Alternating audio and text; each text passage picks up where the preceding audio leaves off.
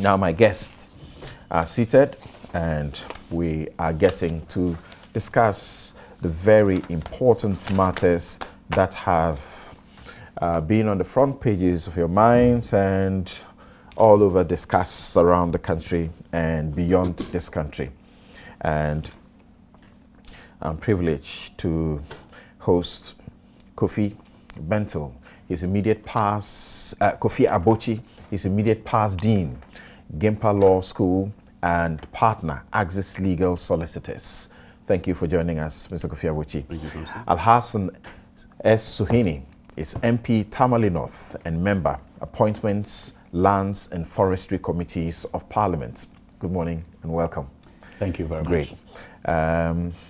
You was about to say a proud son of not in the Dagbon area, are you?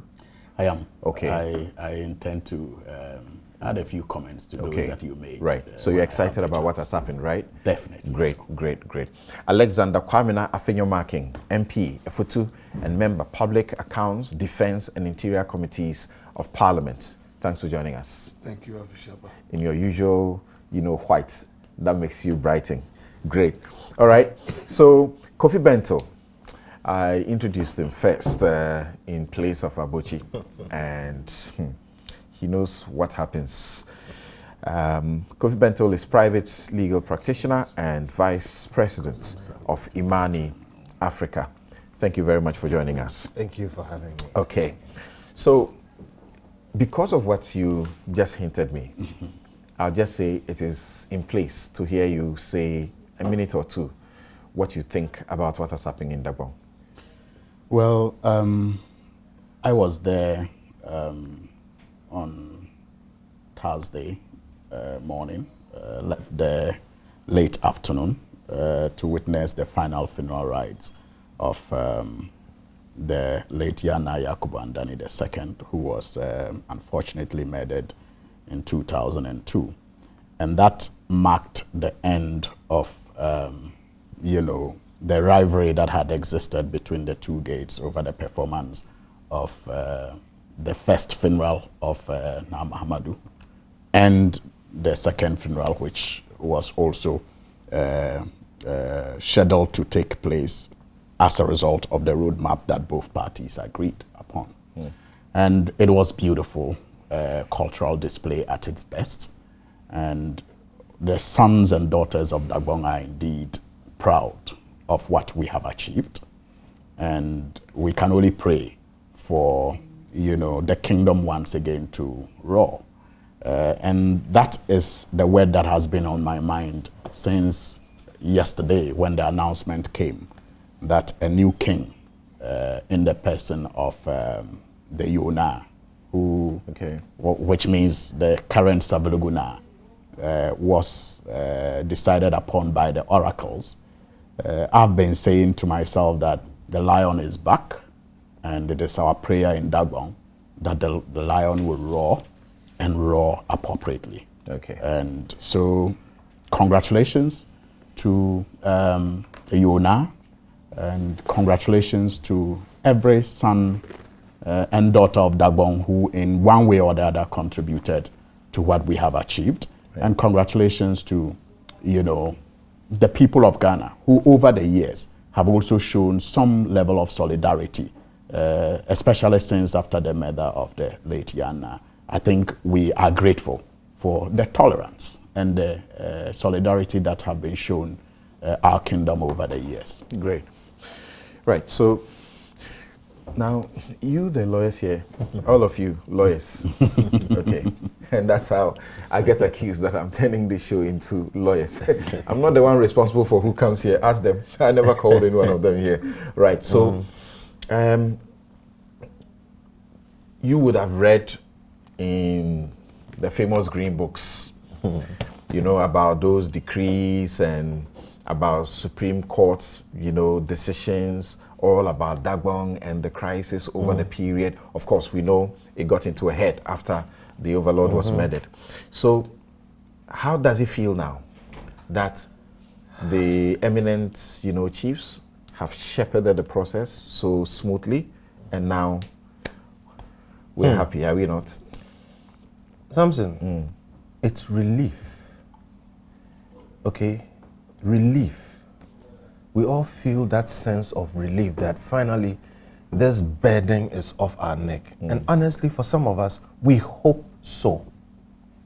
Okay? We hope so. And I have so many friends from that area, so please forgive me if I sound harsh, but the thing is this. You have more than a friend there, Asante. I did my national service there. Okay. And I love that place. I might settle there one day or something like that. I like the land. You should go there in the rainy season. Right. There's nowhere in Ghana like Tamale or the northern region. Land, green, beautiful. So much about that. But I'm saying this because of the 17 years that the rest of us Ghanaians have had to deal with this. I travel out and people talk as if the whole Ghana is at war because of the crisis in Dagbon. And with all due respect, there were times when people were fed up with this thing. And people said, we should leave them to just fight. You understand? The cost of this, the stress of it. And people ask, why? How many presidents have come and gone? So look, what happened yesterday brings us such great relief. And we hope that it will be an enduring peace. We hope that this will lead to a certain learning, which will make that kind of chieftaincy dispute a matter of the past. It should be clear who will be the next Yana, even before the present one dies or leaves office or something happens to him. So let me cut it short by saying that it's a happy feeling, but the word I have for what happened yesterday is relief. And we hope this peace will be an enduring peace. All right. Kofi, and to read the Bolinane's statement and how he gave him all his support because he was tipped to be the one to get it. And when he didn't get it, in his statement he said, once you lead, anytime you turn back, you see me at your back. Anytime you turn, you see me at your back. That's so conciliatory. No, absolutely. I think there's nothing seriously useful to add to what my colleagues, my brothers have said. I think it's a recognition of the fact that traditional leadership issues are best resolved by traditional leaders.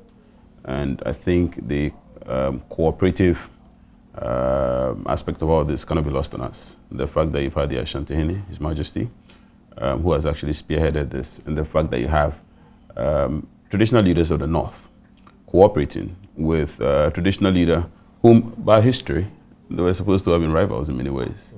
They're today cooperating. It also reflects the fact that as a country, that tension that exists between our traditional leaders, in many ways, is a thing of the past today. You see a lot of traditional leaders from various parts of the country who were supposed to have had historical rivalry difficulties, today actually speaking with one tone and focusing on development. But it's also a lesson for us moving forward that we should do well to keep politics out of traditional leadership challenges. And I'm not going to say anything more about this because that's part of the complication. And as Mr. Bento said, because we are experiencing the relief, nobody wants to go back into history. But we need to learn the lessons in order not to repeat this in the future. And I think at this moment, we can all focus on the future instead of the past. Great. Have you? Well, I agree with Kofi. It's a big relief. Every government will want to have its peace of mind to rule. You cannot roll out a developmental agenda when there is no peace. And sometimes something may be happening in some small corner of a country, but how it is reported, the impression is created everywhere. There is instability. So Dagbon is an important area. Very prominent Ghanaians come from there. Mr. Abochi has talked about the politics of it. They didn't want to go into that. Yes, that is very true. Oftentimes, politicians are tagged, things get out of hand, and the blame is on politicians. So today, if the political leadership has shown leadership, the traditional leaders have cooperated, and we have had this relief, we should pray for it same to be sustained. It takes both parties to work together because we need development. The poverty levels in this country, the potential there. very unimaginable. People walk to you and ask you all manner of things. We now have an opportunity. Yesterday, I was told that some investors are here in Ghana to look at the iron ore deposits in the north. And when we resume in Parliament, we're going to look at an enactment to support that effort. Okay. The question is that in the absence of peace, can this be done? Somebody is carrying his millions of dollars and has other places to go. So we need it. Right. And we need to work together to sustain it. Okay. The last point on the issue of alternative dispute resolution, I'm sure many of us should take advantage. Other chiefs, the courts will not help matters. You will get the victor's justice, but at the end of the day, there will still be nagging issues. That's true. Let's take advantage of this and sit and judge. And I'm also calling on my people in Ifutu, you know, the Gati, the Yebiakwa, the Otuano, the Tumpa families. Yes, there's a court decision, but there are still issues that affect development because people still do not understand themselves. All right. I pray that they take advantage of platforms that are provided to sit together to smoke the peace pipe once and for all, so that we can. Even when you have a judgment, you can compromise it for the ultimate good. Exactly. That's the point I want to make. Okay, so Ghana, he's saying that we are losing our jobs as lawyers by promoting ADR, alternative dispute resolution. You need a lawyer too. Yes. To shepherd it for the proper navigation. Right. Okay, so this was Ghana in the news in the world this week. Undercover journalist Hussein Swale shot dead, Al Jazeera. Ahmed Hussein Swale, Ghana journalist, shot dead, BBC. Journalists who exposed football corruption, shot dead in Ghana, The Guardian. Journalists in Ghana who exposed soccer corruption, shot dead, The VOA. Journalists in Ghana who helped expose FIFA corruption, shot, The Independent. Journalists in Ghana who helped expose FIFA corruption, shot, and that's the US Today. Journalists in Ghana who exposed soccer corruption, shot dead, The New York Times, we understand. And Ghana journalists who exposed African football graft, shot dead, Yahoo Sports. And journalists in Ghana who exposed soccer corruption, shot dead, Boston Globe. Let's listen to these characters who have been involved in the discussion after that gruesome incident. Yes, before the statement came a short time ago, very important steps have been taken. Detectives from the CID headquarters have visited the scene. They have spoken to a lot of people and gathering further information that will help us get these perpetrators to face the full rigors of the law.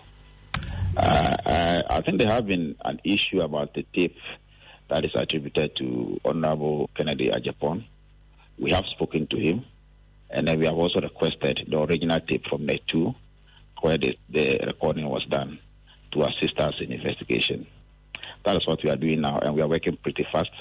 We are in touch with the family to make sure that we get these criminals to face the full rigors of the law. As I said, he has been interviewed, and we've requested for the original recording to help us in our investigation. So, and then this must be very swift because he was on our premises a short while ago, Kennedy Agyepong. He appeared in person, or this is a phone conversation? It was a one-to-one interview. Our officers went to meet him. I think after he was in your premises, we are aware, and after that he was contacted and interviewed person to person. Okay. The body is at the police hospital. Post-mortem will be conducted, and all those details will add up to what we are going to see, what would help us build the docket. For now, we are listening to eyewitnesses, and I hope we have put out some information, and they will help us in at least. What we know is that those who committed this crime have been around our environment for a while. And as we have already indicated, we've been putting out every week crime prevention tips. I believe that if somebody had alerted the police, perhaps would have saved our colleague. So we are emphasizing that people should pay attention to the weekly crime prevention tips that we put out, so that some of these issues that raise suspicion within the community can quickly be brought to the attention of the police so that we can act on it. And another... As I said, I'm a lawyer, I deal with evidence. I'm not saying that the sitting member of parliament asked people to go kill him. That is not what I'm saying. Be it far from me that I will ever suggest that. But I'm saying that reckless conduct of sitting on your media, putting out a young man's picture there, inviting the world to go beat him up, and that you'll be responsible and pay for it, he should be asked questions. The finger that can be pointed at him is that he should be called to explain why he did what he did. And if a few months later the young man has been killed in such some circumstances, he has questions to answer. It is not an accusation, but he is the one who invited the world to beat him up. He has been killed now. So when you someone should ask him questions. So when you say someone should ask him questions, you'd like... The authorities, of course. Okay. The authorities to ask him questions. A man claims no one is above the law. He cannot also be above the law. No one is above the law. He should be asked questions. Since you want someone to ask him questions, would you be lodging an official complaint with the authorities? We'll advise ourselves on that. Okay, so that decision has not been made yet? It's not everything that I put out in public, but we'll advise ourselves on that. Now, what about your client's organization? Clearly, the security implications and the arrangements for your organizations must change. He's aware of all that. He's aware of the risk. And indeed, you pointed out earlier that that's the reason why he wears a mask to begin with. And so he doesn't expose himself and his operatives unnecessarily to public curiosity and public scrutiny. Otherwise, they'll be putting their lives in danger. And so the investigative team is very much aware of all that, and they're taking steps to ensure their further security. So it's unfortunate Ghanaians are behaving the way they are behaving. When you do that, you distract the police or the security agencies from even doing the investigation. How can you tell me that a statement that I made about 8 months ago, that if the guy, they told me that, oh, you've even paid the school fees in 2012. Well, I don't know him. So he has been coming here, and I'm saying, no way. Don't allow the guy to come here because he's bad. If he comes to this premises, you beat him. That you allow him. I have a video that, it's so nasty that I can't show it. I mean, women, their private part, he set a doctor up and did all these things. So if you allow the guy to come to my premises and set me up, so I said, no way, don't allow the guy to go. When he steps here, beat the hell out of him. But in that particular video, we also hear you say, Mushian will be to wit. If you meet him anywhere... Madam, you see, I want to cool down. Okay. Have you listened to the tape? Yeah, you said Mushian will be Obama premises. Good. This is Obama premises. I mean, so then baby refers to anywhere within your premises. Yeah, Ushian premises, baby. Yeah, beat the hell out of him. Okay, so what about those who say putting his face and his name and where he lives could be vital information for those who may want to hurt him? And so, in other words, you are complicit. You see, the way you are talking as if, say, he's better than judges who have stroke now. He's better than those who have died. I wanted Ghanaians to know who is behind Anas and doing those criminal activities. And it was necessary to bring his name, to show his face, for people to see. Because when the guy is walking, you wouldn't even know that this is the guy coming to set you up. You might run your mouth, he will record you, go and disgrace you. It was necessary for me to bring the guy's picture out for people to see who he is. Okay? But you see, the problem I have is that now, if Anas is saying, or his lawyer is saying I should be picked, they should pick Anas and his lawyer first. Why? Why? Because Why is it that Anas jumps into conclusion within 3 minutes I hear of the guy's death, he makes a video and put it out there and put my voice and picture that I am involved? He's diverting attention. My investigation, the guy is going to the police right now. Which guy? I have a guy, you hear his name. The guy said, I don't know if now he has sent the date. I wanted the date. This guy who is dead sent a message to the guy going to the police that he's falling out with Anas and his group because they suspect him to have said something or done something. But this gentleman going to the police said he didn't trust the Ahmed. He thought he was going to set him up, so he didn't respond for them to know where he is. Lord and behold, my sister, this morning I was on my way to the bank and somebody called me that the guy said one Hamizu has threatened to put bullet in his head, like the way Ahmed died. And this guy is Anas's hit boy. And he said when this guy was talking to him, Anas's driver was there. So this evidence piece, I'm piecing them together. There's a clear indication that Anas should be picked. They should ask him questions. But are you willing to avail yourself? No problem at all. But before you do that, pick Anas. If you don't pick Anas because he's go and put it in social media and you come and I won't talk to you. In hindsight, do you wish that you hadn't made those statements? No, not at all. I still maintain that. And the evil that men do lives after them. Government's attention has been drawn to the gruesome killing of Ahmed Hussein, an undercover journalist who worked for the Tiger IPI organization headed by ace investigative journalist Anas Aremeyaw Anas. The sad incident, we're told, happened on Wednesday, January 16th at Medina, suburb of Accra. Ahmed Hussein is alleged to have been gunned down by unknown assailants while he drove home. Government condemns this heinous and barbaric act. We are aware that the police have begun investigations into the incident. We, however, urge the security agency to quicken their investigations and bring the perpetrators to book. Violence against journalists and media practitioners must not be tolerated, and any effort to bring the perpetrators to book should not be spared. Government also wishes to express our deep, heartfelt condolences to the family of the victim, the organization he worked for, and the media fraternity in general. The second brief is that there are suspicions of who could be behind this alleged murder of the gentleman of the Tiger IPI crew. I think that all persons who have information on who they believe is behind it and the reasons and the circumstances should make that information available to the security agencies that have already commenced an investigation there, so that they can get the facts and begin to quickly act with it.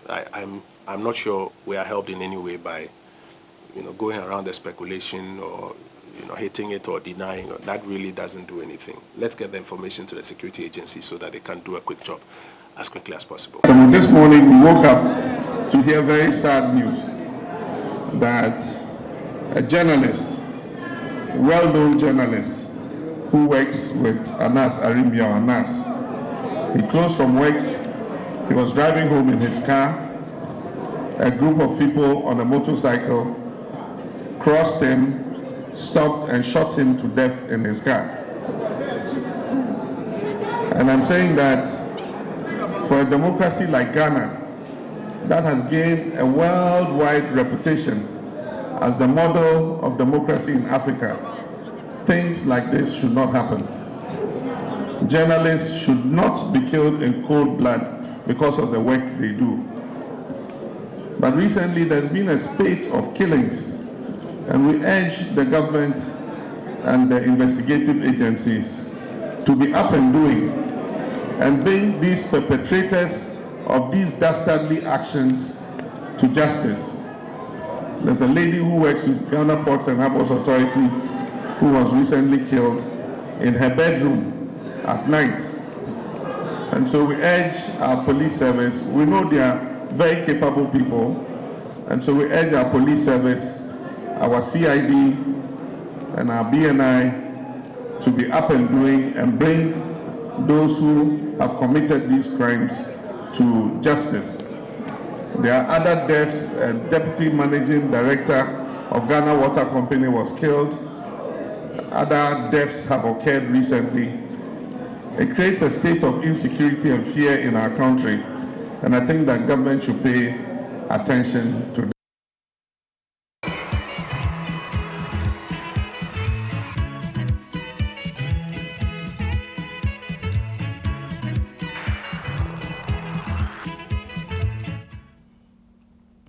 You're welcome back. So here in Ghana, which civil society it is that has not issued a statement yet condemning this? At the last check, I don't know which civil society has not done that. In fact, beyond the shores of Ghana, FIFA has issued a statement condemning what is going on and urging the government for swift action for justice.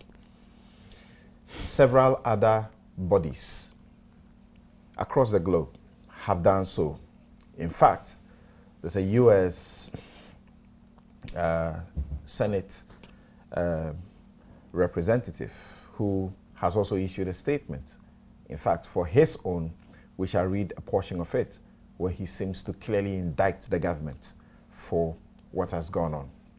So let me begin with Suhini. And the NDC issued a statement. And in the statement, they decried what was going on and they look at it in the light of what they say is general insecurity in the country. And they point to as many as 5 murders in 1 month. Of course, we know of the GPHA marketing manager that was murdered in Tema. We know a pastor who was also murdered just recently. We know of the Ghana Water Company deputy manager who also was murdered.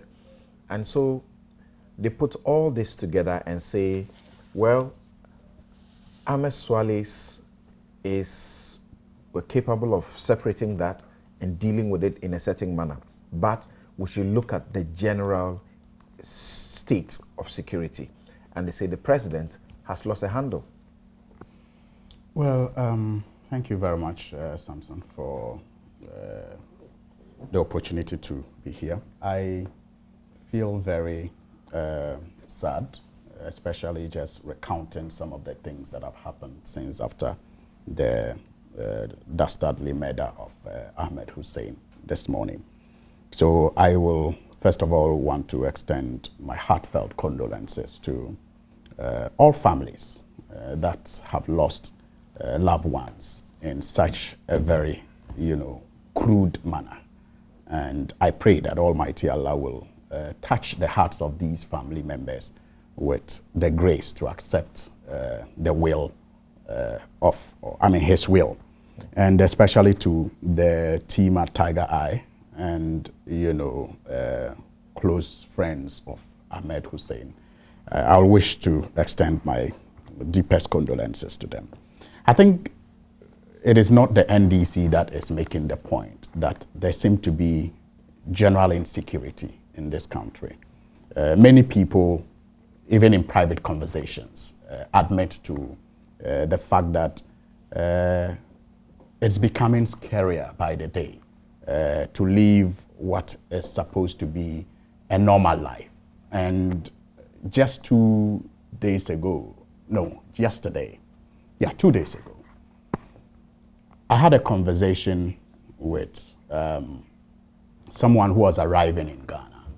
And she was telling me that she had spoken to about 2 different people about her arrival in the country. And this is somebody who often visits Ghana. And that for the first time, all the people she has spoken to seem to be cautioning her to be careful, that the country is not safe. And that is the sentiment that you get, speaking to people, on the street about the general security situation in the country. In fact, recently, the Ga chiefs actually made an appeal to the IGP to look at the general insecurity situation in the country. And in their view, they thought that we were seeing an upsurge of contract killing. In fact, that is the term or phrase that they use in that appeal to the IGP to look at the general insecurity in the country, contract killing, and that they were worried. So, for me, I am particularly disappointed in the government and our security agencies, considering the expectations that many people had, given the promises that were made to them before our last election. I'm saying so because security has always been a concern in this country. So you cannot compartmentalize a discussion of it and blame one regime. But if an expectation is given that, look, we know there is a problem with security, and so when we are in charge of the state, we will do something better. And then what you get is what we currently have, then it is fair to be disappointed. And you know, Samson, I'll just refer to the manifesto of the New Patriotic Party on security. And this is what they said. The MPP government will secure peace and security for all Ghanaians.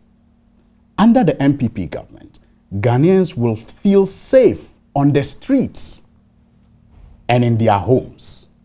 We're discussing 2 murders, one on the street, one in her home. In fact, her bedroom. It continues to say that Ghanaians will go about their daily business in the secure knowledge that their persons, properties, and lives are safe under an NPP government. So to say I am disappointed is because I was promised as a Ghanaian. And again, when the government was formed, people expressed concern about the number of appointees. And one of the assurances our government again gave us was that the job was big, the tax was big, and they needed to deliver. For example, in the area of security management alone, we had Brigadier General Emmanuel Ochre as security advisor, Albert Kandapar as security minister, Honorable Brian Agyepong as Minister of State at the National Security, Joshua Treme as security coordinator. Then we had 4 defense and interior ministers. That is with their deputies. So you're talking about a total number of about 9 to 10 appointees. And when the issue of the numbers to feed on the public purse was raised, the assurance we're given was that they wanted to meet this campaign promises of giving us better security.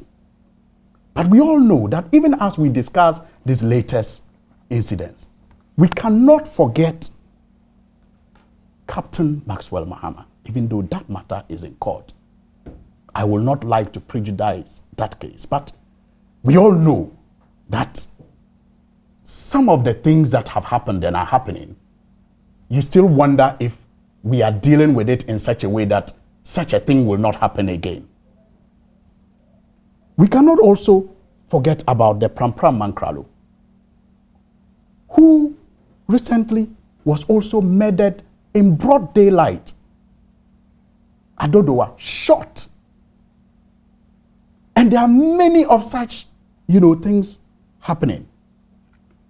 And so when you focus on Ahmed Hussein's murder alone, you'll be missing the point about the general insecurity that we are faced with in this country. And, I was listening to you when you were going through the headlines, and I thought to myself, never before has Ghana been hit with very disgraceful and embarrassing headlines within such a short period of time, 2 years. International headlines, embarrassing international headlines, never before have we been hit with such international embarrassing headlines. Something you recall, the speech theft, which we incidentally celebrated recently. The speech theft by our president. It gave us international headlines that we're all not proud of. The Australia Commonwealth Games, embarrassing. Oslo, Norway Chancery, international headlines that are not palatable. And then the number 12 expose, which has led to this matter. I mean, how long will we continue to tolerate this international embarrassment? Can't something be done about, some of these negative headlines that we are attracting? What are the long-term consequences on the image of Ghana if we continue on this line? Generally, it is reassuring that civil society organizations... Practically, what is your expectation on the security front to avoid what has happened? Because from what you're saying, it does appear these were avoidable and that they are blamable squarely on security lapse. What practically is your expectation? Well, I'll get to it. And that is why, first of all, I want to commend everybody, especially civil society organizations, who have expressed outrage and disappointment in what has happened. In fact, One Ghana movement likened this to the murder of the judges in the 80s. And that should tell you how worried people are.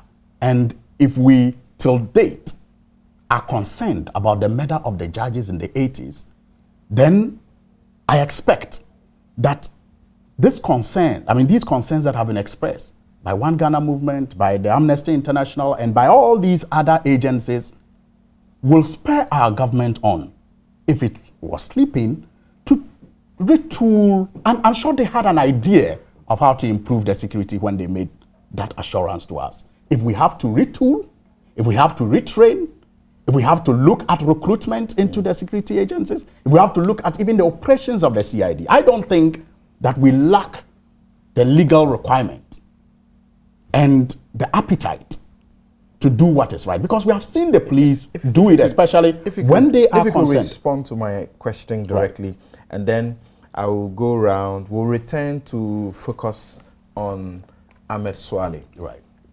You can't help it. We have to. So, practically, just tell us, or the police is listening to you, the chain of security, infrastructure, so to speak, as you speak about them. They are listening, they are watching. What is it? What does Suhini think we could have done, or that we should be doing that we are not doing? You see, first of all, it would have been important to know what the roles of all these people I mentioned earlier is. Then we will be able to measure if they are indeed living up to the roles that were assigned by the president. But perhaps apart from the Ministry of Interior and Defense, you can only but speculate about what the roles of the others are, and maybe the National Security Coordinator. The National Security Coordinator, yes, because we have had that, in the past, and we can speculate, we can assume that we know what they are supposed to do. But the critical issues that have always worried us as far as security is concerned, and that's why I said that, look, security has always been a problem. So if one is disappointed, it's because what was promised hasn't been met. Now, the critical issues have always been about the professionalism of our institutions. So over the years, and as a government that promised the security, to secure us, what have they been doing to improve professionalism. In the past, we had the visibility teams that were in our communities. They even at a point started introducing motorbikes. Once again, look at it this way, that there ought to have been some security protection for the GPHA, staff, or that there ought to have been some policeman following Ahmed Swale. You see, and that if this were the case, the murders would not happen. No, you see, if we view what has happened as,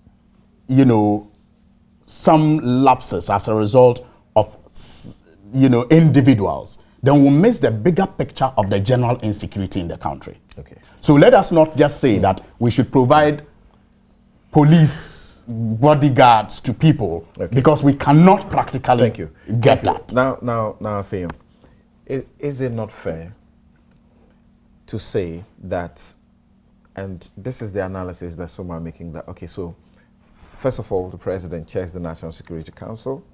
Should he be telling us that he's disturbed about the spate of what is going on and that Ghanaians are actually safe?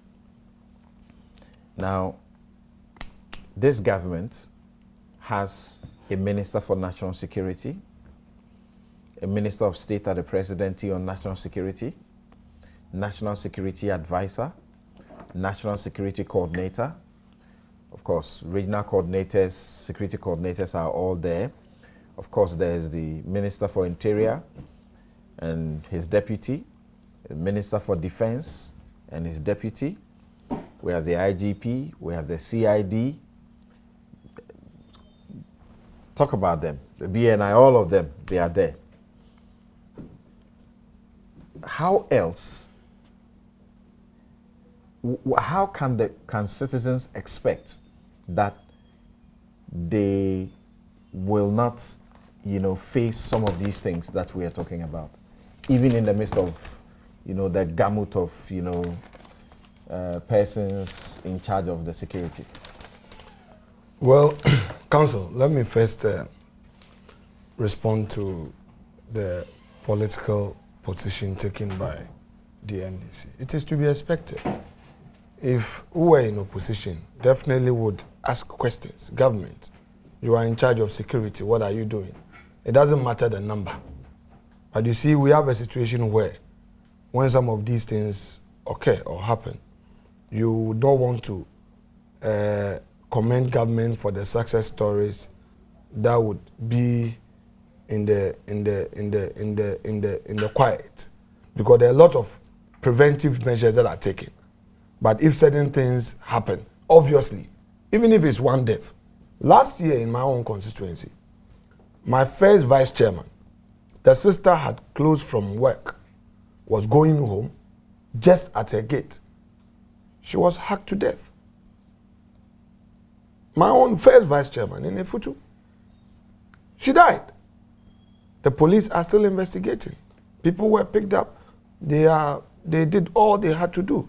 They are still investigating. Nobody has been apprehended yet. We talk about the port situation and all that. Rather than narrow it to government inability to ensure our safety, we should rather look at issues of cooperation. The police can only act if we cooperate, give information, if we support them. So we have the Ahmed situation, the port manager situation, some other people who have been murdered, the Manclaro and all that. Definitely, the police would need the necessary information to get facts out of them. Without the fact, they cannot prosecute. So even in court, they would need to get the real ingredient of the offense so that they can secure conviction. I am happy, in spite of the position taken by him in his submission. At page 18 of graphic, I've seen the statement issued by the NDC, and with respect, I'll quote the last paragraph. We have also noted the public outcry and demand for the arrest of Honorable Kennedy Agyepong, MP for Asin Central. While taking a serious view of his call for the assault of the late journalist and agreeing in principle with his questioning for possible involvement in this crime, we caution against the mere scapegoating of Mr. Agyepong as a ruse to cover up potentially more sinister plot behind this killing, unquote. That's the most responsible way to put it, isn't it? Look, with the greatest respect, NDC, whoever put this statement together, has done this nation a great favor, with all respect. For the opposition to say that let's not veer towards scapegoating. Straight away, if we try to scapegoat, oh, somebody said this, are we looking for possible causes of the man's death or probable causes? And all that. So, with respect, the issue of narrowing it because maybe somebody is in opposition, another is in government. I was late home yesterday and my wife was calling, hey, and what has happened? She was concerned. But people were chilling in town. People were driving without, their glasses up. People were still having fun. So I agree that we need to do something about our security. That would mean that the information we have, we should volunteer. There are times that, look, somebody may know something happening. I want to be careful, so I don't want to give information. The police would need that information to be able to work. Logistics-wise, recently we are aware government has, giving them logistics.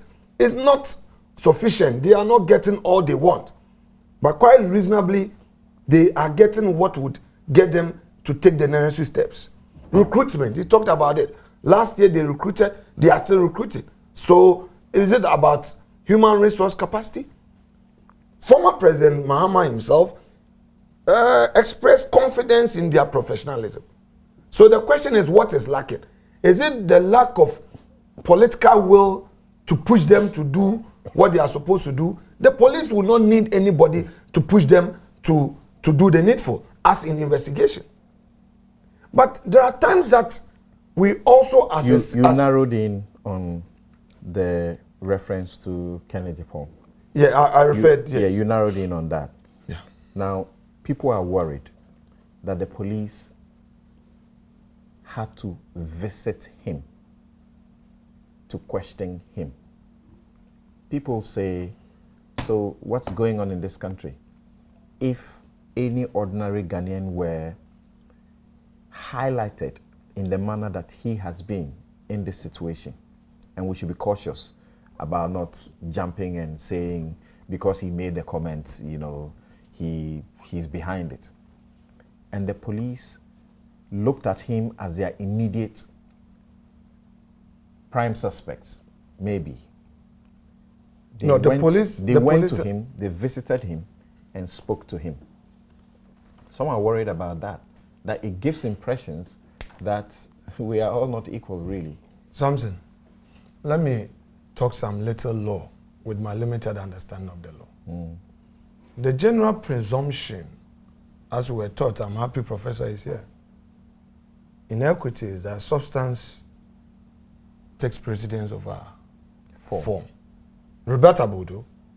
But you and I know, in a criminal justice system, form, in real terms, takes precedence over substance.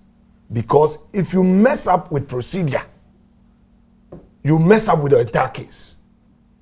There are several cases. The Tagore case, the outcry in this country, Kufuor administration set up a committee, Georgina Wood committee, blah, blah, blah, blah, blah. If you read the detailed judgment of the Court of Appeal, Apau J, as he then was, went through step by step to say, look, when there is a criminal offense, when there is an allegation, it's not about the public outcry, but about the status of the person. but looking out for the essential ingredients. What's the point? Has anybody gone to the police to make an allegation? The police interview I heard was that they have requested for the tape to study. The man is not being held as a suspect. So don't let us confuse issues. Rather, after the incident, the first public statement came from a lawyer who now tried to put two things together to make a case that, in my view, I am not alleging, but I think that that statement has a nexus. So the police should invite him. Is that reasonable? In the circumstances, is that reasonable? Unfortunately, in my view, it's unreasonable. Because, if you were the police chief, will you ignore that? I am saying that it's an unreasonable call. If you're the police chief, if you're the head of CID, will you ignore that? It's an unreasonable call by the lawyer who is in court with Mr. Kennedy Agyepong. He's in court. He represents a client. They are fighting a defamation suit. He was at the General Legal Counsel representing his client. So I think that it's tainted with so much prejudice. However, the police would have to work with every information. They must not leave any stone unturned. You are looking for the perpetrators. The man lives at Medina. The man was not, there's no information as to whether the police gave him some protection or he called for police protection. There is no information that Tiger Eye soon thereafter, reference to the statement made, they reported the matter to police. Tiger Eye hasn't said that. ACP David Eklo confirmed to Evans Mensah, yes, that there had been reports made about threats on the gentleman's life, right, and that some sort of security was actually provided for him by the CID. Right. But at the time he was speaking, he didn't know the full scale of what had been provided for him. Well, so the man in his own statement didn't say that in the said report, Mr. Kennedy Agyepong had been mentioned. The CID, Mr. Eklu didn't say that. But I would agree with you that in an investigation of this nature, any information that would lead to unraveling the probable cause must be looked into. And if it includes inviting Mr. Agyepong, it should be done. Okay. Okay. What do you make? Because you have taken us there so quickly, we'll get to that point. But when I say Kofi is the first, immediately by me. So, Kofi, I don't know. What would you say, what would be your analysis of how these murders, and more particularly the one that's now brought all of us to look at this issue and brought the world's attention to Ghana, how they have been handled so far? So much things to say right now. And that's Bob Marley. I'm not sure even where to take it from. But there are so many angles to this. But I'll take it from the ordinary man's angle. And honestly, it is not a small matter, okay? You've listed so many different people, and I was also going to go into that, okay? Even as far back as Rocco Frimpong. What happened to Rocco Frimpong? I mean, the case, what happened? All right. People like the Gapoa lady and all those other people. And I'm going to make the case of Ruth Kwesen. Ruth Kwesen is a young woman from Takoradi. She boarded a taxi and she was kidnapped.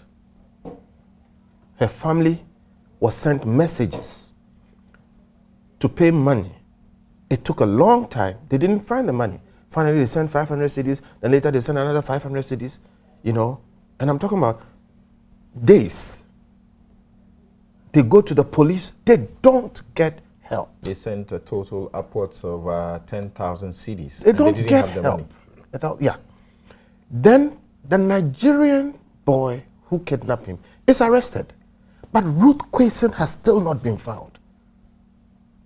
I am so distressed about this thing. Now, I'm making these points because Roko Frimpong, nothing happens. The Gapua lady, nothing happens. It is Swale, so we are all talking. What about Ruth Kwesen?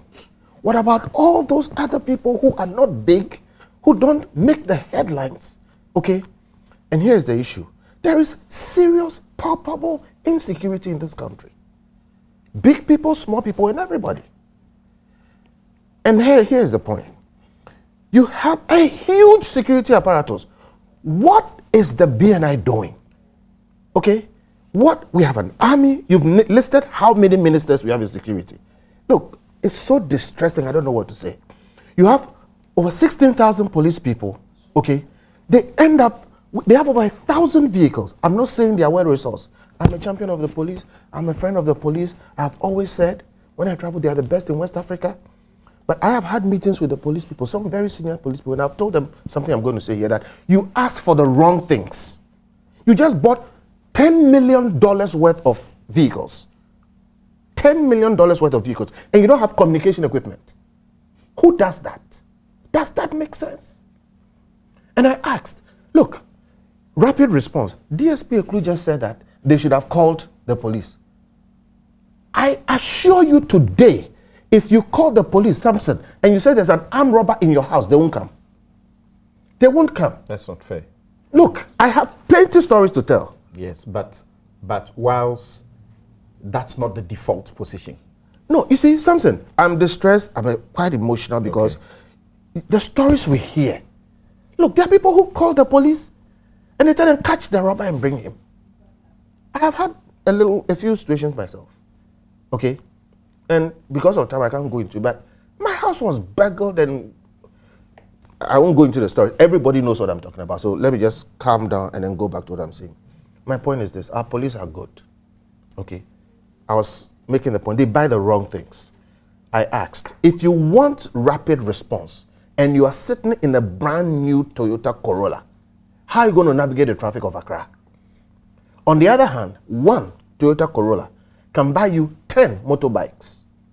All right? Each motorbike can carry 2 armed policemen and can weave through the traffic of Accra. If you send 3 motorbikes to a crime scene, anywhere in Accra, you can get there within the hour. Most places within 30 minutes. You would have 6 armed policemen on the scene. So I was asking, when you have the choice of spending $10 million to buy equipment, okay, do you opt for communication equipment, simple communication equipment, which you don't have, or buy motorbikes, okay, or you buy Toyota Corollas, all right? So it's distressing, and I'm telling you, this is what the ordinary Ghanaian feels. We don't feel protected. The next point I'm going to make, it is too easy to commit a crime in Ghana. Too easy.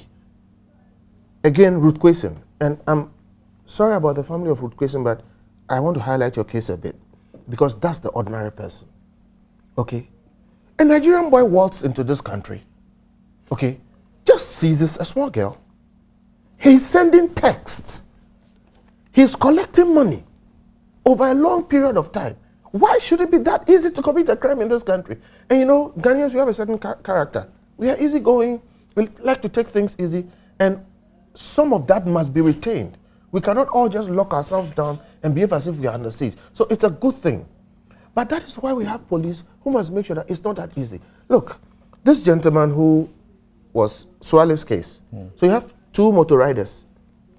They ride to the place, they hang around, okay? They commit this murder and they go away. All right? There should have been a system. And I'm saying this because I'm hoping somebody's going to do it. Where somebody could have picked their phone, groundnut sellers have phones in this country, dialed a number, 3 number, not 185555 something. 3, 911, 999 or something, and at least there will be a perimeter within which the guys will be. Then something can be done. And let me say something also here. The police know what I'm going to talk about. Accra is heavily monitored by cameras. And if you go to that place, you have the whole Accra on screens. moving from one place to the other, one camera, two cameras, a number of them will catch you. Okay? What is going on? When was the last time a major crime was solved in this country? And to the politicians, please, one thing for you, everything that becomes a national issue is a political issue. So it's okay for the NDC to be beating it, it's okay for the NPP to be defensive. But beyond just the politics, give us solutions. Give us solutions. I'm saying the ordinary person in Accra is feeling under siege. Okay? So we need to do something about this thing. The Ken Agyepong angle, I think that we should be careful, because if we don't take care, we'll spend or waste energies going after the wrong person or the wrong people. He's a person of interest. I think we should not treat him any specially. We should take him through the proper processes, as long as we understand. When you have a confluence of events, when you have, that kind of situation where there's a convergence of facts, somebody threatens you, later something happens to you, clearly he's a person of interest. But we should be careful not to make this about him. Let us look at the bigger picture of the security of ordinary persons. And here's my last point. What happens to the police when they don't do their job? And I'm saying these things because it's important. When you talk about the politicians, giving them pressure and that kind of thing. And, I think you will say that if the public does not give the police information, they can't do anything. It is not true. It is not true. No. Public information. Let me finish. I didn't come in when you. Let me finish. It is important, but to say that the police can't do anything unless the public gives them information is not true. The police. You disagree? I disagree with you. Yeah, if you use the word anything, it's better to say the police can do a lot. They work with information. I beg you. No, because you invite No. You can disagree with that position. Okay. But to say it is false, then I would debate you on that. You disagree. I didn't say it's false. But you say it's not true. I said if you say the police cannot do anything, not necessarily. I mean, that's what you said. That's what you said, and I'm saying that it is not true. The police like can do police a will lot. need information. They need the public's cooperation, and that's the point I'm trying to make. And I don't want the public's cooperation will be to call a 3-number phone, call an emergency number, and say this is happening here. Where is the system for that? Where is the system for that? Well, so let's talk about it. So please, in other places, okay, when the police have a case like this, they don't solve it, the mayor will lose his job because the mayor who appoints the police chief. Okay, I'm saying this because look, our police are good and everything, but we need to have a sense of duty. After all that we try, okay, to provide for them, what happens when the police don't do their job? That lack of consequence, okay, may be the reason why they don't. The police don't do their job. The statement that Afenyo referred to earlier, that's the One Ghana movement statement signed by the Executive Secretary, Emily Yuri. They point to the fact that there was this earlier threat. We all know about it. As we understand, it was not a threat only on the Net2 television, but also in other studios. And when that threat came forward, they are simply saying, they don't put the law there, but I suspect this is what they are talking about. In our criminal law, section 74, headed threat of harm. It says, a person who threatens any other person with unlawful harm with intent to put that person in fear of unlawful harm commits a misdemeanor, meaning you could be a candidate for jail for 3 years. Then 75, threat of death. A person who threatens any other person with death with intent to put that person in fear of death commits a second-degree felony. Second-degree felony, and where the law says, where the punishment has not been specified, it is, you're looking up to about 10 years. They are saying this was the beginning of the failure of the police. Do you agree with One Ghana? Totally agree with them. Which is also why I say, why is it so easy to commit crime in Ghana? You have a person of the stature of Ken Agyepong going on air and committing a crime as per our law, and he walks free. You have the same person coming to Joy FM threatens Atuku Amnadazi openly, and he walks free. Okay? I don't have a problem against Kennedy Agyepong personally, but the thing is that you can choose what to do with yourself. You can choose what to say, but the law will determine what happens to you. And that law must not be a respecter of persons. You can choose to say you are outspoken or whatever it is, but when you have finished, you cannot choose the consequence of your actions. And again, that's the point I'm making. It's too easy to commit a crime in this country. Okay? And so these things go on. But I have said, and I'll say again, Kennedy Agyepong is a person of interest. We must focus on him and deal with his issues as they must be dealt with. But in the case of Swale, I think we must not focus on Kennedy Agyepong because we may end up missing the main things. So the general issue. Why do you think there is such, widespread international, attention to his murder?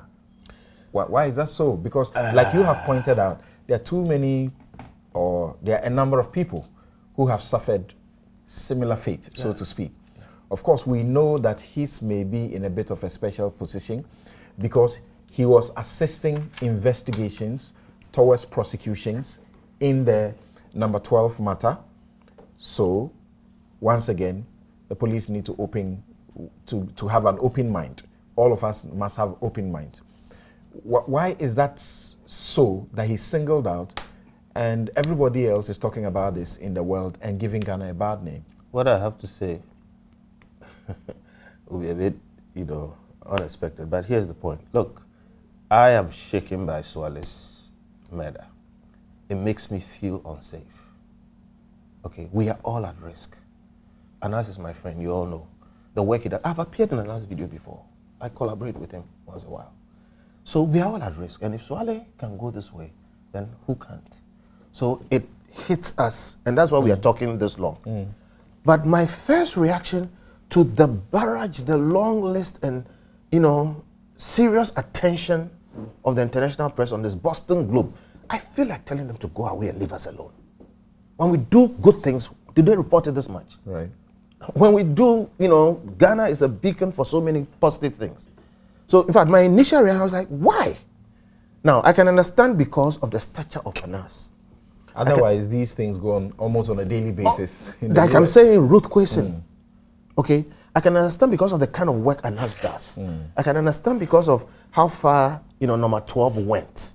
Okay? So, in a sense, yes, true. But this kind of overkill, okay, I think is the same kind of Western media focus on only the things that are negative about our country. So here's my conclusion to it. They should just leave us alone. We should concentrate on this, figure out a way to solve this problem, and make our nation a more secure place. Okay? Right. Let's hear from Kofi Abochi. And I'm referring back to the One Ghana movement statement, and they say, here's our call. Number one, we call on the President of the Republic, Nana Akufo-Addo, National Security, Bureau of National Investigations. Let's hope they have stopped simply chasing people who are taking photographs. To, as a matter of urgency, smoke out the perpetrators, else journalists and undercover investigators will remain assassination targets for corrupt persons and their assigns. Arrest and prosecute Mr. Kennedy Agyepong for inciting and threatening harm to Ahmed Hussein Swale. Bring to book all officers of the police and security service whose commission and omission contributed to the death of Ahmed Hussein Swale and the failure to act against the threats by Mr. Agyepong.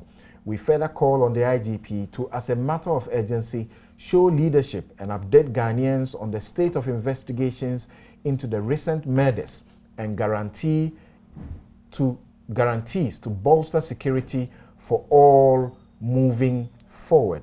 These are bold, emphatic, conclusive statements. Let me just start from the general. When state institutions fail, private actors become important. The reason ANAS has become very important is because state institutions have failed. Now, ANAS is not alone. This happened in Malta. There was a journalist who was trying to expose corruption. She was gunned down. The EU took it up very seriously with the Maltese government. Our situation is similar in a country where we have many institutions of states that are constitutional, that are designed to ensure that corruption is not the norm in this country, have failed. They've been watching on, and corruption is the order of the day. Therefore, a private actor who has taken it as a mandate and a crusade to fight corruption has become important. And that explains why a collaborator, affiliate, or an agent in that respect, having been killed, has been taken upon by the international community as if there's coup d'etat in this country. So for me, it's a manifestation of the failure of state institutions that are mandated to do this. Now, having said that, I'll quickly add that in any country where you have, or even a community, where you have 3 or more unsolved murders, you will invariably have a heightened sense of insecurity. Any country, it's not just Ghana, anywhere in the world. Now, the reason for that is because once you can't solve it, the assumption is that the perpetrator is out there. And if the perpetrator is out there, as Mr. Kofi Bento said, if the perpetrator is out there, then potentially everyone is a victim.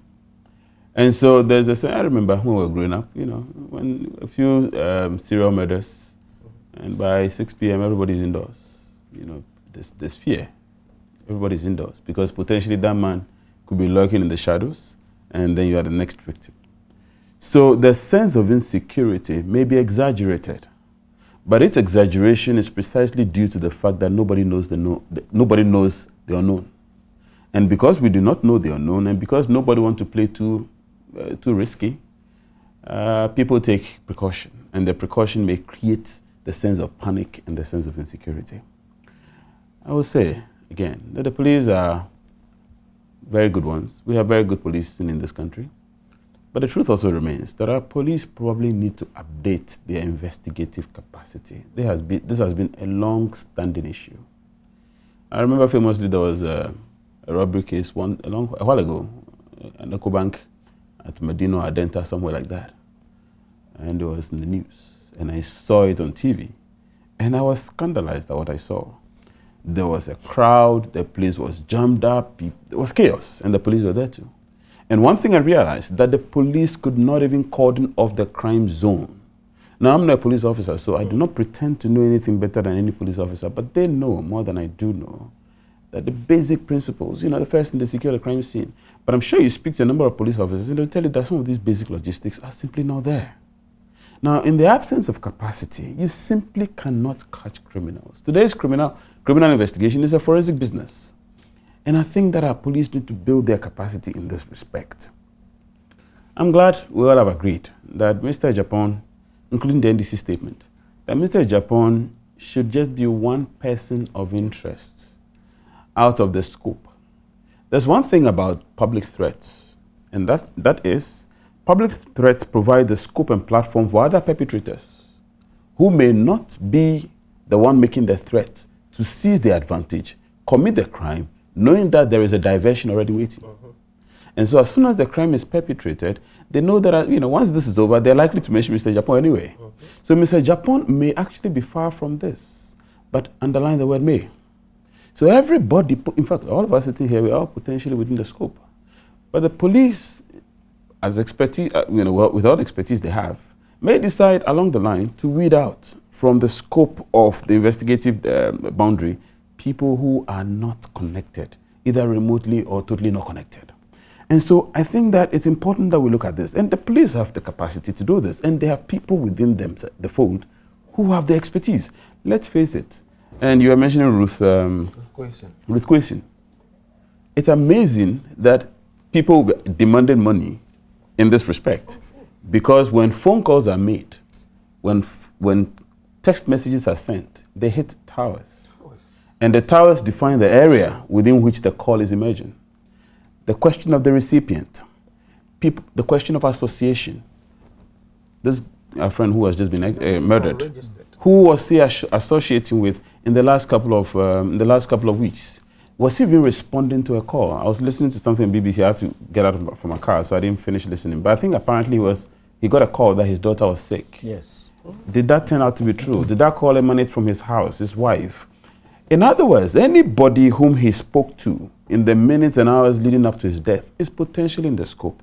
Again, I'm not an expert. The experts know this. His usual place where he sits with his friends every evening, according to those that were interviewed who are there, his friends, he had those guys had actually been around the place for almost the entire day.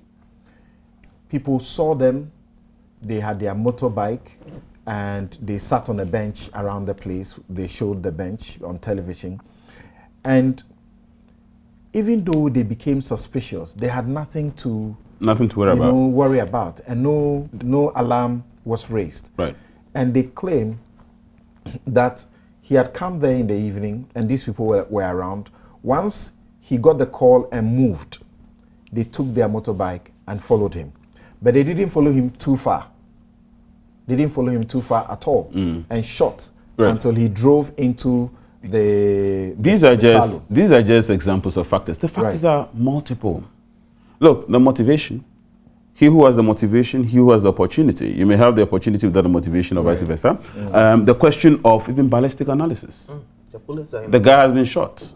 The bullets are lodged in there, hopefully, or they're in the car. The bullet emerged from a particular gun. The gun may or may not be registered, but invariably provides trace evidence. Evidence that may link. You just spoke about the opportunity of trace evidence in respect of Ruth Kwesing. So let's look at the capacity of the police here. And that one appears simpler. And if they can't use that to arrest these people. But that's what baffles me. How can you have expectations that they will do that's what job baffles me. That's what baffles me, because we have people in the fold. Look, I have had the pleasure of doing police training over the years. So I know people are in there who know what they're doing. For some reason, we don't see the energy. We don't see the work being done. I think it may ultimately go down to morale. But there are a number of factors. Look, the question of even the vehicles, fantastic retooling. But if you look at the fact that many of these crimes are committed on motorbikes, and in a country where we have congested traffic, if you have to chase them, then you can have difficulty. So the point is, look, all these things provide us an opportunity for us to do some introspection moving forward. But the ultimate statement I have to make here is that the police have the capacity and the means. We must see some effort and initiative. And I know that for security purposes, some of these things may be done quietly and undercover, but we live in an era of democratic policing. We live in an era where information and feedback is critical. And so you may be doing good things, but silence can be a risk and a danger to what you're doing. I think that some routine updates, let's say reasonable updates, or updates that has been properly edited for our purposes, for us to know at least what is being done. While Senator Johnson, calls for travel ban, he appears to just narrow in on Agyepong and then calls for a travel ban, among others, against him and his opportunity to do business in the United States. Because what is happening is a threat to journalists everywhere, according to him. He goes ahead to make this comment, says the FBI and the United States should assess this country to conduct an independent assessment of the murder and the quality and scope of the Ghanaian government's investigations. The quality and scope of the Ghanaian government's investigations. That's an indictment clearly there. It doesn't even believe that our system will do a good job. No, I mean, listen, I think that it's important that foreign actors speaking about these things should speak and act with circumspection, because sometimes there's a danger that you speak disrespectfully to state authorities. And I do respect whoever is abroad and who's interested in the very things we are speaking about. I do respect that. But there are things that may touch on not only state security, among others, but the whole dignity of sovereignty. And I'm a bit worried about some of the language. The point is this. We have capacity issues. The point is we've had some failings over the years. The point is some things need to be done. But moving forward, we have to be careful not to also jump the gun. As I've indicated, Agyepong enjoys the same benefits as everyone else in Ghana, i.e., he is innocent until proven guilty. In the circumstances, some of the comments he's made, do I agree with them? I totally disagree with them. Do I condemn them? I totally condemn them. Should they have been made? They shouldn't have been made. But like all citizens, he's entitled to the values and the goodies of the rule of law. And that means that until convicted, he's innocent. The statement he's made, first of all, don't forget that his statement did not even threaten death. His statement actually threatened harm.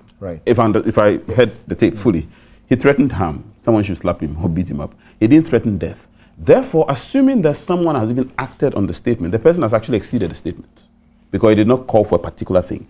The long and short is everyone who is connected to this ought to assist the police in investigations. Okay. And we should be careful not to jump the gun, because there's a danger that you may have third parties who may have seized who may have seized on the opportunity of the statement to have done their own thing. And now we are focusing on him, a complete distraction. Right. And don't also forget that the exposés of Anas, it's not only number 12. Number 12, some Koko something, Tamale Hospital. There are all kinds of disaffected parties and persons who can actually do this. I understand. You know, I never got to comment on this part because you promised we'll have yes, somehow you so spent quite substantial time on the other aspects. But I'm coming. We need to wrap up and take a break and return to the other issues. Right. So let me see if we can take 2 minutes to quickly wrap up on this subject before we go to break, so that when we return, we don't get to this issue again. But now, Mr. Buchi, quickly, do you suspect that if action had been taken, as one Ghana movement suggests, on the threats alone, we may not have seen this? Potentially. I think one of the biggest failing of policing we have in Ghana today is preventive policing. Apparently, this guy has made some complaints, potentially in fear of his death. Look, one would have expected that the police should have had some surveillance in place for him. The police should have been doing some background investigations of potential threats on him. Right. I mean, all these done, the police is still a human institution. It can still do its best nonetheless and fail. So it is possible. Right. But I think generally we don't see preventive policing, because if it does happen, we don't see reports on these things. Okay. And I think that's potentially one thing that can be looked at. Now, I feel, look, we understand. People are saying, okay, the Tiger Eye should have called for more support or security and so on. From what some of us understand, they actually did. And they had a certain amount of security. But in the wake of number 12, there was a withdrawal of a good part of the security that they had from the state. And so that appears to also have exposed them a lot more. There is a claim that the gentleman, 31 years, may have been a bit poor, and so was going to this Agyepong's place to look for money for fees and so on. From what we know, he's reasonably okay. Actually, he owns a number of houses, multiple of them. He has about four cars or so. What do you think would be the motivation for anybody to want to take his life? Now, to come to the point whether or not the murder is connected to his work. Where do you stand on that? Well, I wouldn't know why anybody would want to kill him. I wouldn't know.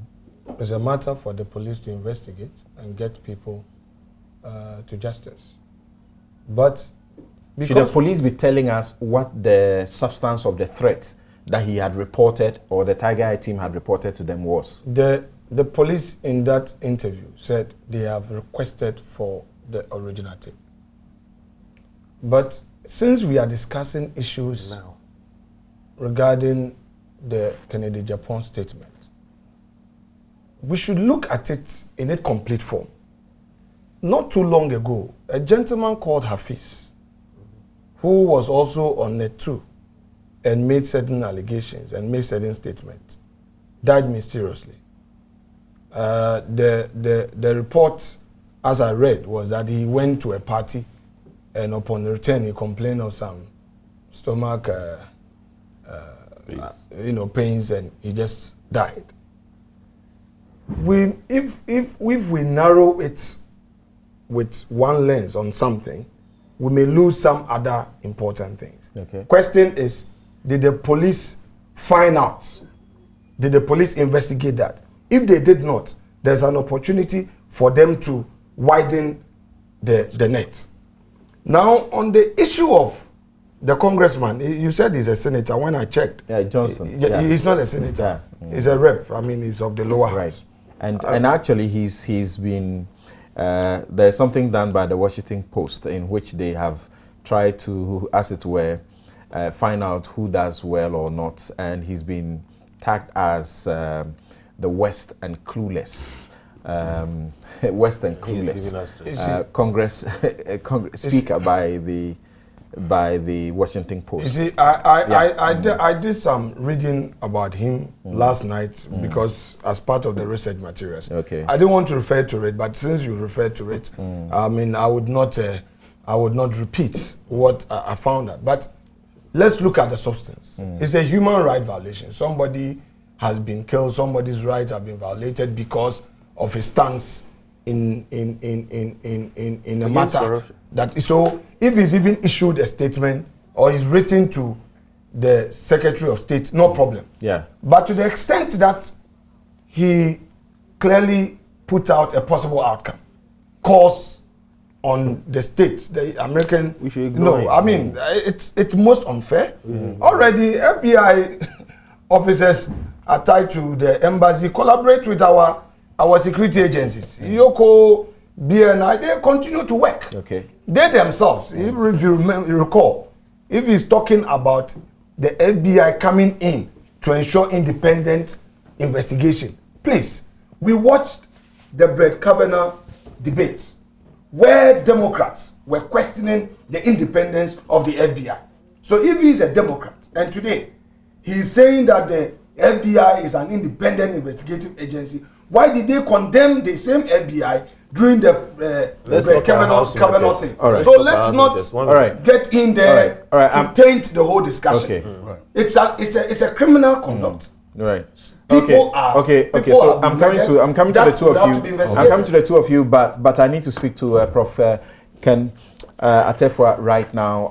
He is a criminologist, and you know he's written about how serial or murders have happened and how they can be resolved, particularly about crime.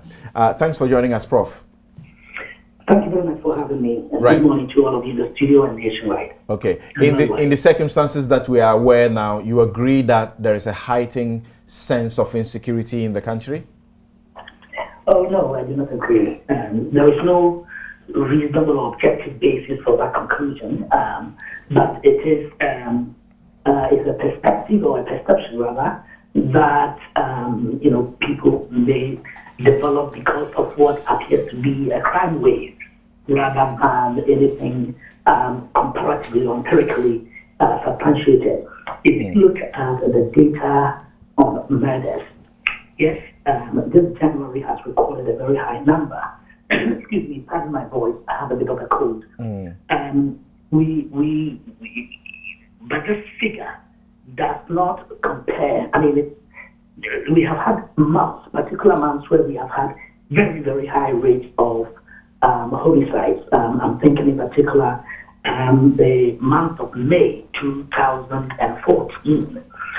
If you look at a period from about 2005 to date, we had the lowest homicide rate in, I think, 2008 and 2010. Those were the lowest, and the highest was 2014. When we see at the end of 2019, when we look at the cold bare facts, we'll be able to determine whether, number one, this January has been a horrific month. I think that the most horrible. I think it has been a horrific month. But there have been periods in our history where we have had higher levels, and then they have subsided. I need to do a more thorough investigative, analysis of the phenomenon of murder. But my cursory survey of some of the data that is out there suggests that this is extraordinary, but it doesn't result, or it need not necessarily result in a state of insecurity. And the reason for that is, if you look at the killings that have taken place from January to date, they appear to be disparate and unconnected, and therefore there are no connecting tissues here, and therefore could easily happen in any particular month. It is just a coincidence. But my analysis of crime in general also shows that in this country, January, the month after Christmas, tends to be a high month for crime in general, especially for robbery, because of the need by criminals to replenish stock. This is not the case. the trend here, if you look at the Ghana Water Company Limited engineer, from what comes out of the media, it appears to have been robbery. If you look at the Josephine Asante Ghana Ports and Harbours Authority, and my heart goes out to their family, that also appears not to be robbery, but to be something else. Rape, vengeance, rape or vengeance killing, and of course, if it is just rape and killing resulted, it might have been because of the need on the part of the perpetrator. In the particular case of Ahmed Hussein Swale, what would a criminologist say is what has happened?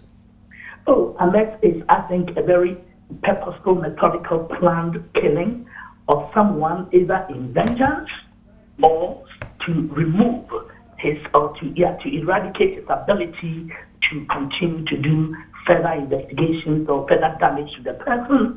Of course, there's no reasonable basis to rule out all the different motivations for killing. Most killings are the result of interpersonal conflicts. Most killings result, homicides, murders, to put it directly. Most murders are committed by persons who are familiar to the victim, and it often results from conflicts which themselves arise from the ordinary business of relating to one another. And the most if you were to be advising the police or the homicide unit that has taken over this, who should be with them now that they should be questioning or be in their custody? He was assisting investigations towards potential prosecution of persons in the number 12 expose. Yes, I accept that, and I think that all persons who have reason to want a probable reason to want this guy dead could be looked at, or to have this guy harmed. But these people didn't go there to harm him. They went there to kill him. It is obvious. There is no reason why the investigative telescope should be narrowed to Honorable Kennedy Agyepong. I think that he is a definite person of interest in this investigation, and the police should be talking to him. But they should also be widening their investigative angle to cover persons connected with the judges whose analysis investigations have had, Ghana Football Authority, who have been had, and even family and friends of some of these people.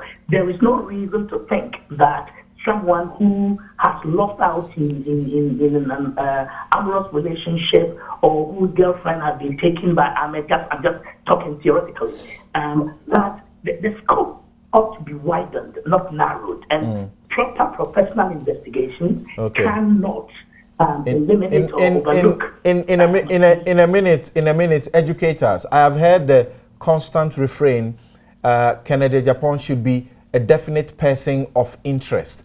In the criminal justice process, when you say a person of interest, it does not necessarily mean it's a suspect, correct?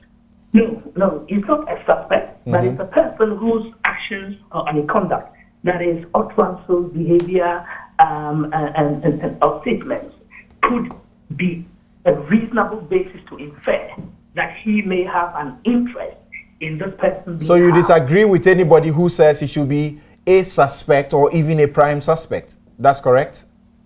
Oh, I think that he can be a suspect, not in the sense that he personally undertook the Dastardly Act. It is a case that people have talked about contract killing, and I don't think that any instance of killing where stealing doesn't occur should lead us to conclude that there's been a contract killing. People may be motivated by the utterances of another person to engage in criminal acts in expectation of a glorious payment. People may even act and go and submit themselves and say, hey, I did this just to get the blessings or support of this person. I think it is in that sense that Kennedy Agyepong may be, is a definite subject of interest in this case. But we ought to widen the scope to cover other persons. Let us remember. All right. The potential people within the scope, if they were within the scope that the police should be looking at, if they were ordinary Ghanaian citizens, would they be sitting in their homes and receiving invitations or being visited, or they would rather be in custody by police and being interrogated by now? Well, that is if the police know. I mean, this is one of the most difficult aspects of investigating in a society. I'm talking about standard practice. You know the Ghana police very well. Standard practice. Would the people who should be within the radar, would they have been sitting home, or by now they will be in custody? If they know, if they know that it's Samson or Kenatepa or some other ordinary Ghanaian, the person would have, of course, been jostled and perhaps badly treated by now, as is customary with quite a number of police personnel. Is there the potential? Is there the potential that some evidence suffers the potential of being compromised in the space of time that nobody is being, as it were, brought into custody and being questioned in the manner they should do? Because if there is a group, then they should be working together now, because they have their freedom. Yes, I agree with you. I mean, the objective of any crime scene investigation is to recognize, to preserve, to collect, and to interpret the evidence and to reconstruct. And with the passage of time, the more difficult it becomes. All right. I am concerned about the information management, about manpower management, technology management, and the logistics management of the crime scene that involves Mr. Ahmed Swali. It appears, obviously, that this has not been handled well, and the police ought to be up and doing. But with each passage of time, every minute, we are losing the opportunity to close in on proper forensic investigation into this matter. I'm extremely thankful to you, Professor Ken Atefa, criminologist. He's presently the head at the NIA. The National Identification Authority, that's correct. Okay, so I need to take a break, but I need the two of you quickly, about a minute or two each, so that we don't come back to this issue. Okay. Yes, Suini. I would like to take the first bite. I must say that I am most unimpressed by some, and I'll stress some of the positions that have been, advanced as far as the discussion of this topic is concerned. First of all, I think we need to understand that in the criticism of the purchase of equipment or listening devices today, for the security agencies, that our threats are multifaceted. We have terrorism, we have cyber crime, and others. So it will not, be fair to dismiss, such a purchase without the context within which our threats as a nation, as far as the threats that we face as a nation is concerned. And then again, with saloon cars, when we talk about logistics, it's not just about that. And I agree that sometimes some of the things we purchase can raise questions. For example, how will a saloon car solve the problems in Chalpuni?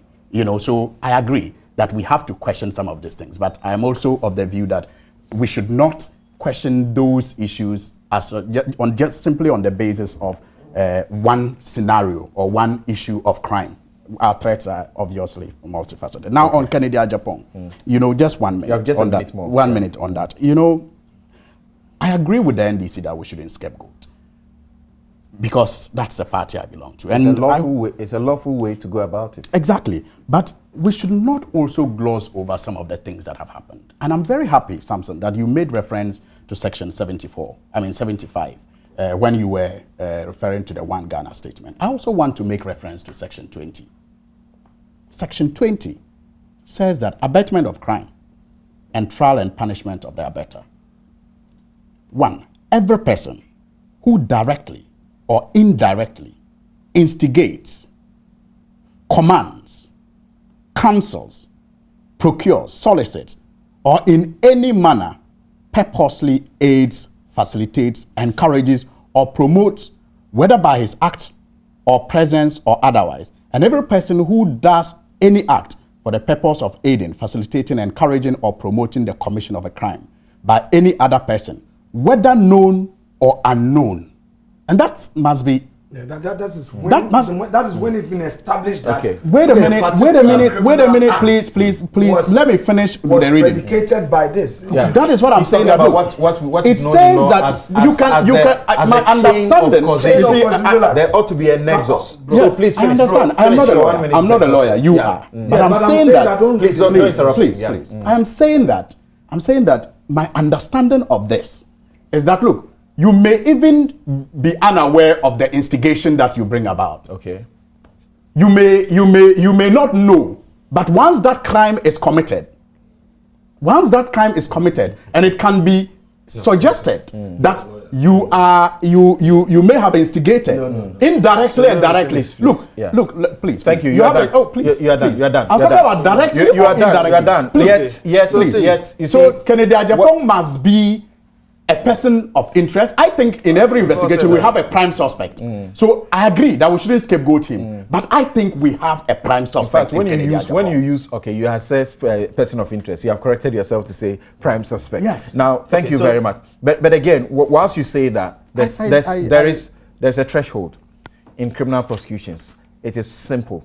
Prove beyond reasonable doubt. Yes, that's why he's so a you suspect. can establish all of this, but if you cannot connect because some properly crimes to have prove already been without committed doubt, by him. it is gone. Yes, but just to clarify, this part, the proof beyond reasonable doubt is at the trial stage. Yes. At the investigative stage, it's not the same. Right. The investigation is probable. That's correct. And we have the probable evidence in 75 and 20. So finish with me. And I know you have something you want to say. But still, sorry. But still, under 2 minutes. What should be the status? What should be the status of the security? What should be the status of the security of the Tiger IPI team? I think they are an important section of our society. Each of them must have very good security. Apart from they themselves taking care of their security, the state owes it to the rest of us, not them. People may argue with me, but I have said, ANAS alone is a one-man institution, and he's done more for this country's anti-corruption fight than many state agencies. So they have earned protection, and they must get it. But there's the wider issue. Beyond protecting special people like them, and MPs and co., generally speaking, there must be a sense that our security forces, especially the police, are up to the task. And here's my point. We've all talked about logistics, and when you talk about we shouldn't criticize the purchases they make, there must be prioritization. No. I'm generally speaking, yes. Sorry, my 1 minute. Sorry. Thank you. So we are not criticizing this or that. We are simply saying there must be a prioritization. Okay.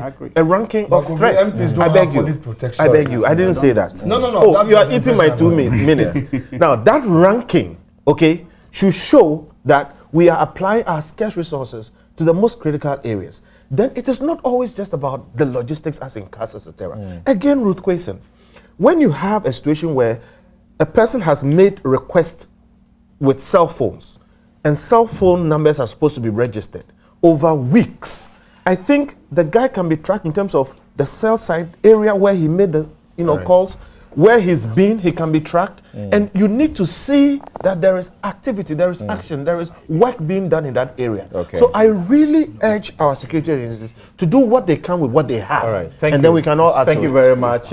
We return and I read some of your messages that have come in as far as this issue is concerned, and then we'll deal with the men's gold saga as well.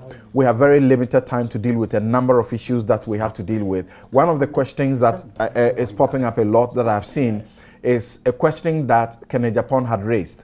And now people are asking, was he really still working with Tiger IPI? Did he have a problem with the Tiger IPI team? What I have is that reliable, is that he was working with the Tiger IPI team. And there's actually one. He's not Ahmed Swali. There's one other guy, I won't mention his name, who has had a problem and is exiting. It's not this guy. So when he said we should ask what has happened, his relationship with Tiger IPI, is someone else and not Ahmed Swali. We'll be right back.